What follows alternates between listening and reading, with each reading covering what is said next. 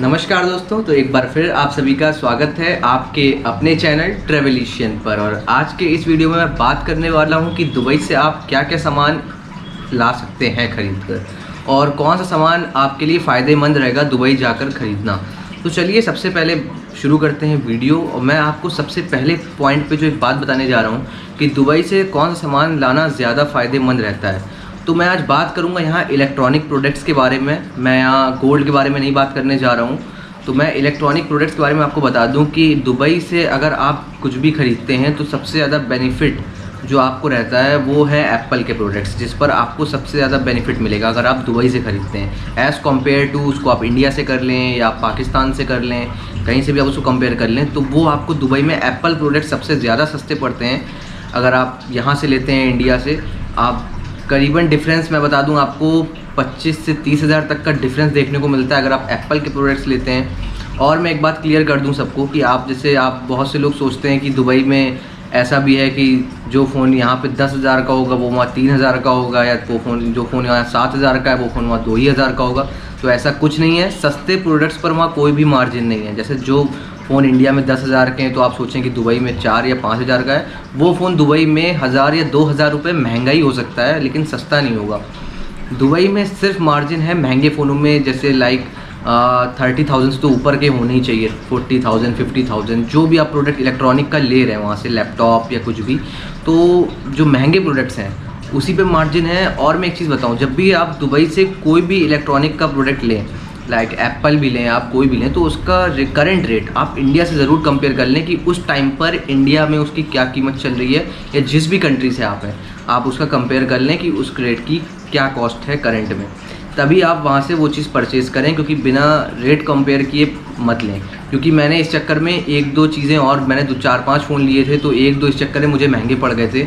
एक फ़ोन तो यहाँ पर था 7,000 का, प्लस उसकी साल भर की वारंटी अलग थी, तो वो फ़ोन वहाँ दुबई से तो मुझे पड़ गया था 8,500-9 हज़ार का, तो 2,500 रुपये महंगा ही पड़ गया था इसी चक्कर में। क्योंकि ये मेरे साथ हुआ, तो आप लोग के साथ किस तरह का ना हो। तो आप वहाँ सस्ते फ़ोनों के चक्कर में आपको नहीं पड़ना है। वहाँ पे जो आपको एप्पल के, मोस्टली तो आपको एप्पल के ही ब्रांड्स वहाँ से लेने हैं, वही आपको बेनिफिट देते हैं। अगर आप एप्पल के ब्रांड्स दुबई से लेते हैं तो आपको फ़ायदा होगा।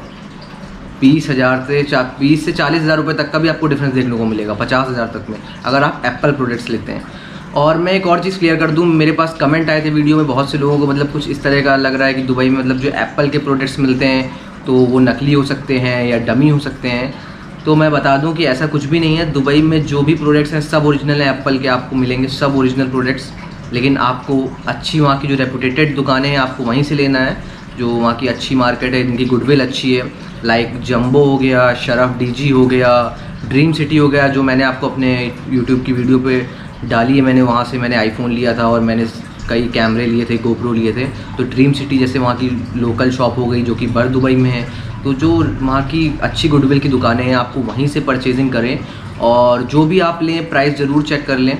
और एक बात मैं और बता दूं कि ये हो सकता है कि वहाँ से यदि आप कोई भी एप्पल का प्रोडक्ट लेते हैं तो उसमें हो सकता है कि आप जब अपने एप्पल का बॉक्स को, उस फ़ोन को अनबॉक्स करेंगे तो आप देखेंगे कि उसके जो अंदर बुकलेट होगी एप्पल के फ़ोन या लैपटॉप में, तो वो चाइना में लिखा हो सकता है या जापान में उसमें कुछ लिखा हो सकता है। तो उससे कोई घबराने की ज़रूरत नहीं है, क्योंकि दुबई ऐसा जगह है कि वो पूरी दुनिया से सामान खरीदता है। वो अलग अलग कंट्रियों से लेता है, जापान से लेता है, अमेरिका से लेता है, वो दुनिया भर से सामान लेता है। तो भाषा का डिफरेंस हो सकता है, आप सोचें कि ये चाइनीज़ में क्यों है, ये दुबई से हमने जब आईफोन लेना है तो चाइनीज़ में क्यों लिखा है या जापानीज़ में क्यों लिखा है। तो ऐसे में कोई घबराने की ज़रूरत नहीं है। और वहाँ एप्पल के जितने भी प्रोडक्ट्स हैं सब बिल्कुल ओरिजिनल रहते हैं, कोई भी फेक या डमी किसी तरह के नहीं रहते हैं। और मैं जो दुकानों के नाम बता रहा हूँ वहाँ की सबसे रेपुटेटेड दुकानें हैं, लाइक जंबो, शरफ डीजी, तो मैं उनका नाम आपको अपने डिस्क्रिप्शन में दे दूँगा दुकान के, और आप गूगल पे सर्च कर लेंगे तो आपको दुकानें ईजिली मिल जाएंगी अगर आप दुबई जाते हैं ख़रीदने। और मोस्टली आपको एप्पल प्रोडक्ट्स दुबई से ख़रीदने हैं, उन्हीं में आपको फ़ायदा है सबसे ज़्यादा। और फ़ोनों का मैं नहीं जानता ना, और फ़ोनों पे मैंने जितना देखा वहाँ और फ़ोनों में कोई ख़ास फ़ायदा नहीं है। 2-4-5 हज़ार का डिफरेंस आ जाएगा अगर आप कोई और फ़ोन लेते हैं कंपनी के, वीवो या ओप्पो के, तो ज़्यादा डिफरेंस आपको नहीं मिलेगा इन फ़ोनों में। 4 से 5 हज़ार का डिफरेंस दिखेगा। लेकिन अगर आप एप्पल के प्रोडक्ट लेंगे तभी आपको वहाँ पे बड़ा डिफरेंस देखने को मिलेगा। एक बात मैं और क्लियर कर दूँ कि दुबई गवर्नमेंट जो है वैट आप जैसे कोई भी इलेक्ट्रॉनिक प्रोडक्ट लेंगे दुबई से, लाइक आईफोन हो गया या मैकबुक लेंगे, एप्पल का कोई भी प्रोडक्ट या किसी भी फ़ोन, आप कोई भी इलेक्ट्रॉनिक प्रोडक्ट लेते हैं तो उसमें वो वैट चार्ज करती है, दुबई गवर्नमेंट वैट लेती है। तो वो जो वैट है वो दुकानदार आपसे उस समय लेगा जब आप प्रोडक्ट लेंगे। तो जिस दुकान से भी आप वो फ़ोन लेंगे या कोई भी इलेक्ट्रॉनिक प्रोडक्ट लेंगे तो वो आपसे वैट चार्ज करेगा। बट दुबई गवर्नमेंट जितने भी टूरिस्ट आते हैं उनसे वो वैट नहीं लेती है। जितने भी बाहर के देशों से टूरिस्ट दुबई घूमने आते हैं उनसे दुबई गवर्नमेंट वैट नहीं लेती है। तो वो वैट आपको वापस मिल जाता है। लेकिन जिस समय आप फ़ोन खरीदेंगे उस समय वो दुकानदार आपसे वैट लेगा। तो उस समय वो दुकानदार जब आपसे वैट लेगा तो वो आपका पासपोर्ट मांगेगा और उससे कुछ एंट्री वेंट्री करेगा और ग्रीन प्लैनेट करके एक स्टिकर आपको बिल देगा, जो भी चीज़ आप खरीदेंगे उसका बिल, और उसमें वो ग्रीन प्लैनेट का स्टिकर लगा देगा। तो वैट रिफ़ंड आपको कैसे मिलेगा जब वैट दुबई गवर्नमेंट आपसे लेती नहीं और आपने लेकिन उसको दुकानदार को दिया है, तो आपको वैट वापस कैसे मिलेगा वो पैसा आपको। तो उसके लिए जब आप दुबई से वापस आएंगे अपने देश, कहीं से भी आप आए हो, जब अपने देश आप वापस जाएंगे तो दुबई एयरपोर्ट पर आप जब लौटने के समय दुबई एयरपोर्ट पे ग्रीन प्लैनेट करके काउंटर होगा। जो स्टिकर उसने बिल के पीछे लगाया होगा ग्रीन प्लैनेट के नाम से, उसी का काउंटर आपको दिखेगा एयरपोर्ट पे। वो आपसे आपके सारे प्रोडक्ट देखेंगे, जो भी बिल देखेंगे आपका ओरिजिनल जो प्रोडक्ट का बिल है आप वो उनको दिखाएं, और उसके बाद वो प्रोडक्ट भी आपका देखेंगे खोल कर कि अगर आपका कैमरा है तो कैमरा देखेंगे, मतलब एक बार देखते हैं कि हाँ मतलब बंदे ने लिया है। उसके बाद वो आपको वो पैसा रिफ़ंड कर देते हैं आपके अकाउंट में, जो कि 10 से 15 वर्किंग डेज़ में आते हैं, ऐसा उनका कहना रहता है। मेरे केस में वो पैसे 20 से 25 दिन में आए थे, 10 से 15 दिन नहीं, 20 से 25 दिन लग गए थे उसको आने में अकाउंट में। तो वो डायरेक्ट अकाउंट में आते हैं, कैश वैश कुछ नहीं वो देते हैं, वो सीधे आपके अकाउंट में कर देते हैं। तो वो आपके अकाउंट में 15 से 20 दिन में आ जाते हैं। तो यही है दुबई से चीज़ें लेने का फ़ायदा कि अगर आप एप्पल प्रोडक्ट्स लेते हैं तो आपको ज़्यादा बड़ा अंतर मिलेगा, और एप्पल की ही मार्केट दुबई में सबसे बड़ी है। तो इसलिए कहूँगा अगर आप दुबई जा रहे हैं तो एप्पल के प्रोडक्ट यदि आप लेते हैं तब तो आपके लिए फ़ायदेमंद बेनिफिशियल है। बट आप कोई और कंपनी का लेते हैं तो वो ज़्यादा डिफरेंस आपको नहीं मिलेगा। हाँ ये है 4 या 5 हज़ार का डिफरेंस मिल जाएगा, 7 हज़ार का मिल जाएगा, लेकिन एप्पल प्रोडक्ट्स में आपको बड़ा डिफरेंस देखने को मिलेगा। और दुबई में किसी भी तरह के एप्पल प्रोडक्ट नकली नहीं रहते, कोई डमी नहीं रहते। आप सोचें कि ये इतना सस्ता है, 40,000 रुपये तक सस्ता मिल रहा है, तो हो सकता है नकली दे रहा हो भाई बंदा, डमी दे रहा हो या कॉपी दे रहा हो। तो ऐसा कुछ नहीं, वो प्रोडक्ट एकदम ओरिजिनल रहता है। मैं जैसे एप्पल का प्रोडक्ट लेकर आया, आईफोन लाया, मैंने यहाँ पे चेक भी करा लिया उसको एप्पल के सर्विस सेंटर में ले जाके, तो वो एकदम ओरिजिनल प्रोडक्ट है। दुबई में कुछ भी इस तरह का फेक नहीं होता। मैंने GoPro Hero 8 कैमरा लिया, वो भी एकदम ओरिजिनल है।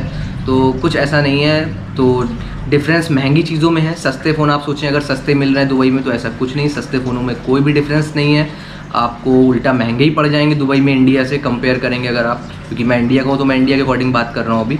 और आप वैसे किसी भी देश से हो, दुबई में आईफोन सबसे सस्ते मिलते हैं बता दूं, और एप्पल के जितने भी प्रोडक्ट्स हैं वो वहाँ पे सस्ते हैं। लेकिन मॉल से आपको नहीं खरीदना है। मैं फिर कह रहा हूँ मॉल से आपको, दुबई अगर जा रहे हैं तो मॉल से आपको शॉपिंग नहीं करनी है। लाइक कि आप दुबई मॉल घूमने गए तो आपने वहाँ से आईफोन ले लिया, आपको वहाँ की लोकल मार्केट से लेना है। या मैंने जो आपको शॉप्स के नाम बताए थे, शाराफ, DG, जंबो और ड्रीम सिटी, इस तरह के आपको रेपुटेड शॉप से लीजिए। लोकल शॉप है, होलसेल का काम है इनका, तो इनसे आपको ज़्यादा बेनिफिशियल रहेगा। और ड्रीम सिटी तो ज़्यादा बेनिफिशियल शॉप है क्योंकि उनका पूरा होलसेल का काम है, तो वहाँ पे आपको तो बहुत बड़ा डिफरेंस देखने को मिलता है अगर आप ड्रीम सिटी शॉप से कुछ भी खरीदते हैं उसका।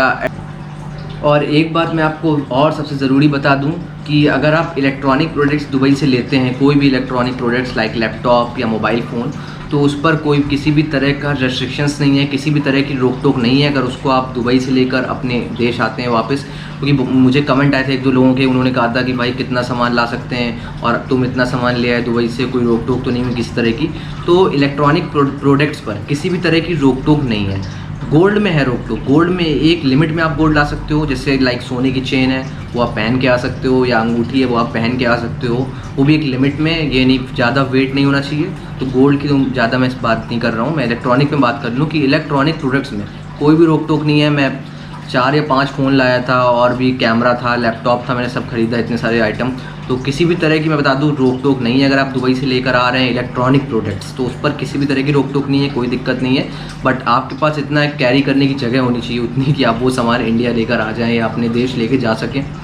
तो किसी भी तरह की रोक टोक नहीं है उस पर, आप बिना चिंता के इलेक्ट्रॉनिक सामान अपने बैग की जगह के हिसाब से ले सकते हैं और उसको ईज़िली ला सकते हैं। तो वीडियो पसंद आने पर लाइक ज़रूर कर दें वीडियो को, और चैनल को सब्सक्राइब ज़रूर कर लें। फिर मिलेंगे आपसे अगली ऐसी वीडियो में जानकारियों के साथ, तब तक के लिए गुड बाय।